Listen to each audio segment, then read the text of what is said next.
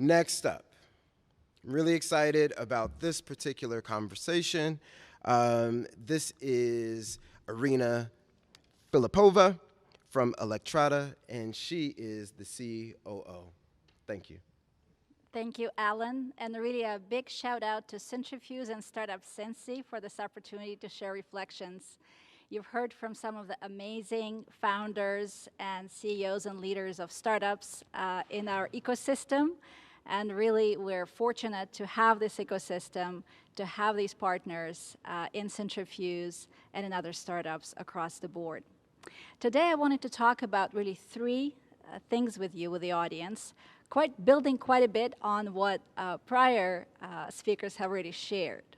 The first thought that I have, reflection that I have, is that it's important to join a company whose idea is timely, whose time has come, and who has found its marketplace. The second theme I wanted to touch on would be around integrity in following promises and fulfilling those promises, and really doing what you said that you would do. And the third topic that I wanted to reflect on is really around building a winning team. So firstly, the idea whose time has come.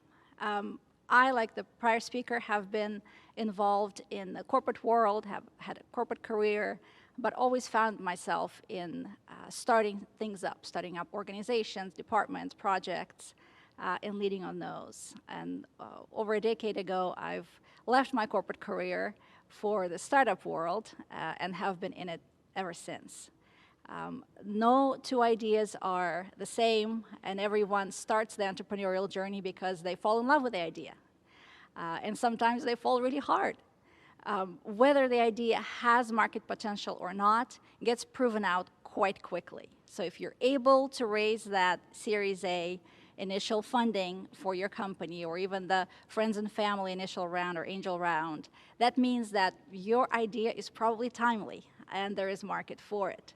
So please do follow what you're hearing from your potential investors and advisors and founders of the company when they reflect on whether or not your argument and your investment thesis makes sense. We are very fortunate at Electrata because we are in a market whose time has come, and we're a company with a very unique value proposition whose time also is here. Electrata handles everything that organizations need to power electric vehicles. And so what we do is really provide a turnkey solution in a B2B environment for organizations to be able to convert their fleets to electric, to be able to provide EV charging for their employees, their patrons, their customers, and even the public.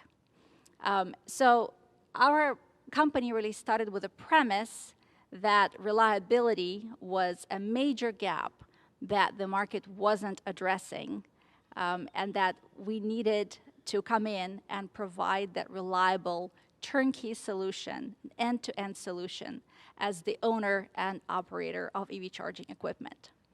Again, the best ideas are global. In other words, there's a global trend towards electrification. All the major automakers and OEMs have made very firm commitments to electrifying vehicles. And we come in here at the local level, based in Cincinnati, connecting with that global trend. So our early investors and founders have appreciated and understood that this global trend will touch us here locally and regionally in a very short space of time. The second theme really that I wanted to touch on today was around integrity. So once you raise your Series A financing, you start your operations, what do? So we started operations on April 1st, 2020. You all will remember that this was the very start of the global pandemic. We were only 2 people in the organization, the CEO and myself, and we really had to get going. We couldn't use the fact that there was a global pandemic going on and just decide to wait it out and see how it goes. So we kind of had to boldly charge and start doing things that we said that we would do. So the integrity piece here is important in that you've made a certain promise and a commitment to your investors, to your founders, and you really need to fulfill that promise and that commitment. And so little by little, we began building out our tech stack, building our offering, putting the first chargers in the ground now just over a year ago, and really fulfilling the electrification promise for our region. The third piece that follows this is really building that winning team. So for the first year of Electrada's operations, we were a 5-person team. And we were able to fulfill the commitments that we have made and really build out our operation with those 5 people, which meant that creating that initial operating team in the company and making sure that everyone is as committed as you are to building the business and also has the requisite skills and expertise to bring to the table and really is able to work together as you all coming out of the pandemic. People are working remotely, and building a very brand new business remotely is a challenge, to be sure. We all were in different locations, but fortunately for us, we had a lot of work that was happening outdoors or in parking lots or in garages, so we could actually stay within the confines of all the health and safety requirements with the COVID-19 pandemic. So as a result, we're able to, again, meet our goals and continue growing the company. And by the end of June of this year, just over a year into our existence as an operating entity, we raised our Series B funding from a major financial backer. So that for us was also a great testament to the fact that staying in integrity to that original idea and building upon it and growing that winning team has a lot to do with how then your business value proposition resonates at a much greater scale. So building that winning team, interestingly enough, again, it's not enough to say, you know, I have my initial team of 5 or a handful of people, they're great experts. You can't go much further. You obviously need to grow. Interestingly enough, a few years back, Google ran a very, I would say, fascinating project across all of Google's global businesses, Project Aristotle, that found the key to a winning team, to a high-performing team. They looked at all kinds of backgrounds, departments, levels of expertise, teams that were in Latin America, in Asia, in North America, in Europe. It really compared different skill sets. And they found only one single common denominator to winning high-performing teams, and that was psychological safety, which meant that within any team, within any group of individuals working towards a common cause, towards a common mission, what was the most important was the ability to express dissent or disagreement without any fear of repercussions, that everyone's opinion was welcome, that anyone's idea was valuable, and that having that diversity of ideas and opinions meant that the team got stronger over time. And of course, we pay a lot of homage to diversity and inclusion, but oftentimes we forget what that actually means when we are involved in the day-to-day business. What that actually means is that you listen to people with whom you may not agree. You take the challenge on board sometimes. Whether it's constructive or not, the time will tell. But you allow space for everyone to be themselves, to fully bring their ideas to the table, to share with their colleagues, and really build that camaraderie and that sense of openness in your team and your organization. And this is where we find ourselves today at Electrada. We've tripled the size of our team. We're now a 14-person strong team, plus a few interns that rotate through our organization and work with a lot of local universities, with UC to bring their great interns to be part of the team. And of course, we continue to grow. So in doing so, as we go through those phases of growth, remaining in integrity, continuing to grow that psychological safety, and also remaining true to that original idea whose time has come, and always sense checking that the market is there for all the different permutations of that original idea. I would say is an important, those are all important elements to our ability to succeed over a long run. Thank you so much for that. And I definitely have questions for you. Great. Okay, so I love the fact that integrity is one of the things that you really honed in on. That is actually one of our 5 core values at Mortar. So I love when I hear other founders talk about integrity and making sure that you're doing the right thing, not just when people are watching.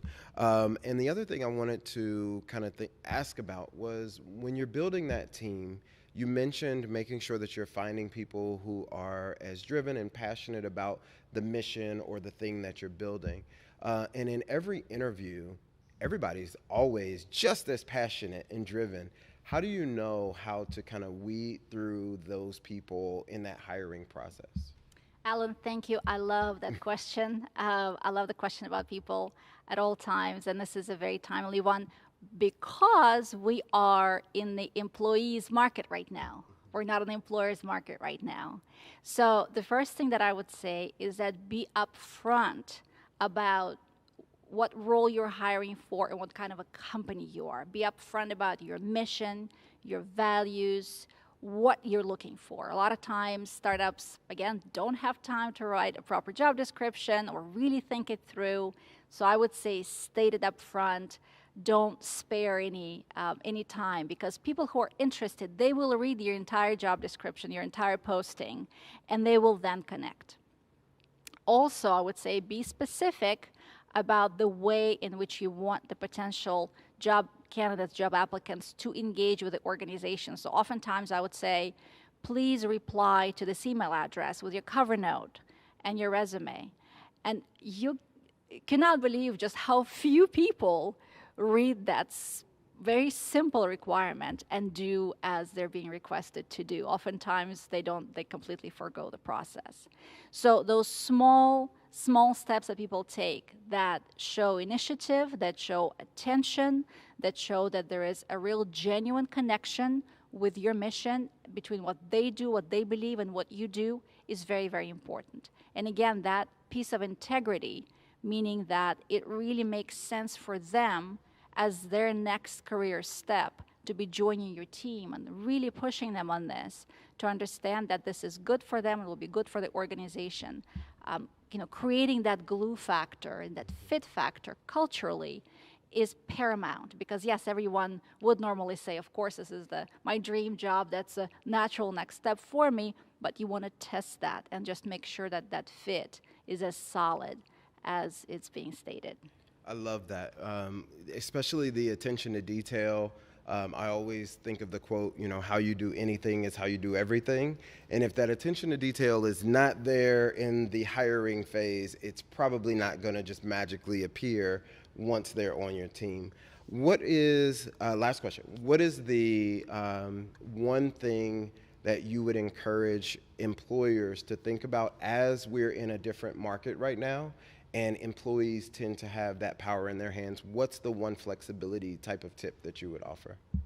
Well, the first thing that I would say is that consider that the job market has become a national job market or even a global job market, yeah? People are now used to working remotely, so we've brought some talent into our team from outside of the Cincinnati area because, again, we felt that fit, not only in terms of the expertise, but in terms of the fit with our culture and company. So be open to people who may not necessarily be within your immediate reach, and be creative about how you communicate that value proposition.